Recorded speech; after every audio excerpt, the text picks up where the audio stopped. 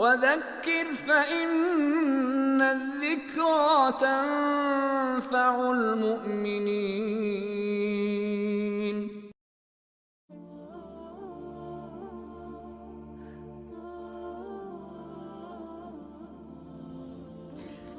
The dhikr of Allah, which is the remembrance of Allah, is one of the greatest forms of worship. The Prophet ﷺ, he taught us dhikr for each and everything, from waking up in the morning to closing the eyes of someone who's passed away, from leaving the house in the day till entering the marketplace or the shopping center. Allah subhanahu wa ta'ala says, أَلَا بِذِكْرِ اللَّهِ تَطْمَئِنُّ الْقُلُوبِ, that indeed in the remembrance of Allah do hearts find tranquility and peace. Also Allah says, وَاذْكُرُوا اللَّهَ كَثِيرًا لَعَلَّكُمْ تُفْلِحُونَ.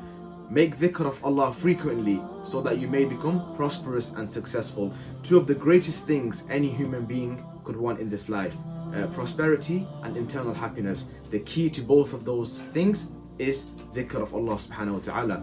Now, we find in the Sunnah, the Messenger ﷺ said, when you leave your house, say Bismillahi tawakkaltu ala Allah wa la hawla wa la quwwata illa billahi al-aliyyil azim, hudita wa kufita wa buqita. The one who says this supplication, Allah will guide him, Allah will suffice for him, Allah will protect him. That's one form of preservation. The second thing, the Prophet ﷺ said, to say 3 times in the morning, 3 times in the evening, and nothing will afflict you or harm you. The dua is Bismillah alladhi la yadurru ma'a ismihi shay'un fil ardi wala fis sama'i wa huwa as-sami'ul alim.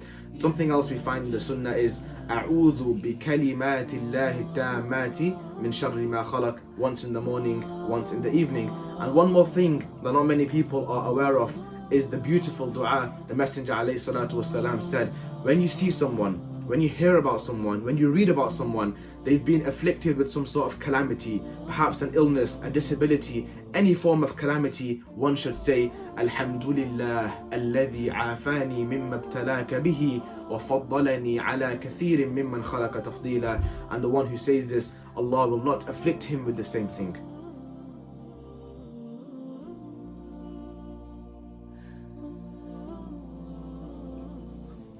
Alongside these supplications, there are other supplications that we find in the Sunnah of the Prophet ﷺ that are more specific to al-bala, al-waba, to a calamity, to a plague, to a virus, to a sickness. The first one that comes into mind is Allahumma inni a'udhu bika min al-barasi wal-jununi wal-judhan wa min sayyi al-asqam. Another one we find in the Sunnah where the Prophet ﷺ said, Ta'awwadhu billah, seek refuge in Allah from min jahd al-bala wa darak al-shiqa wa su' al-qada wa shamatat al-a'da. And if we turn to the Quran, Allah says in the Quran, وَذَنُّونِ إِذْ ذَهَبَ مُغَاضِبًا فَظَنَّ أَن لَّن نَّقْدِرَ عَلَيْهِ فَنَادَى فِي الظُّلُمَاتِ.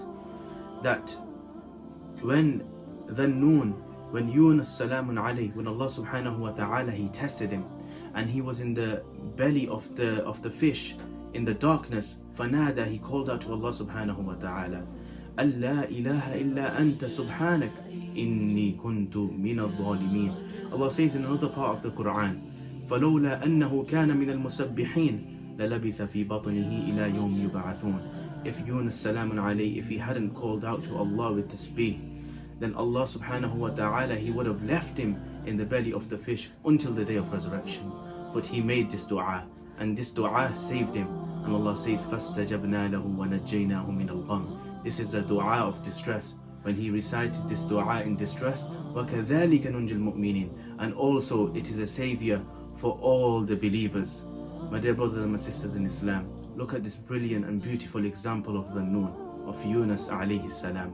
Allah subhanahu wa ta'ala, he has tested everyone. He has tested even his prophets, as we can see. So this is also a test for us. A test for us. Why is Allah subhanahu wa ta'ala testing us? لَعَلَّهُمْ يَتَضَرَّعُونَ. So that we may become humble. لَعَلَّهُمْ يَذَّكَّرُونَ. So that we may remember Allah subhanahu wa ta'ala. لَعَلَّهُمْ يَرْجِعُونَ. So that we may return back to Allah subhanahu wa ta'ala. لَعَلَّهُمْ يَتُوبُونَ. So that we may seek forgiveness from Allah subhanahu wa ta'ala. And lastly, Allah subhanahu wa ta'ala, He says something so beautiful in the Quran. This should be some good news for all of us. Allah says, مَا كَانَ اللَّهُ لِيُعَذِّبَهُمْ وَأَنْتَ فِيهِمْ, that we will not punish any of you so long as you, my messenger Muhammad, you are amongst them. But as we know, the Prophet ﷺ is no longer amongst us, so we do not fall in this category. But then Allah continues and says, وَمَا كَانَ اللَّهُ مُعَذِّبَهُمْ وَهُمْ يَسْتَغْفِرُونَ, and we will not also punish them so long as they are seeking forgiveness from Allah subhanahu wa ta'ala. My dear brothers and sisters, everything is closed.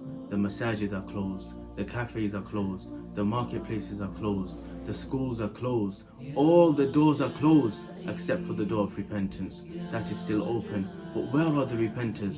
Where are the ones that are seeking forgiveness? We should be the ones turning to Allah, seeking forgiveness. Barakallahu feekum.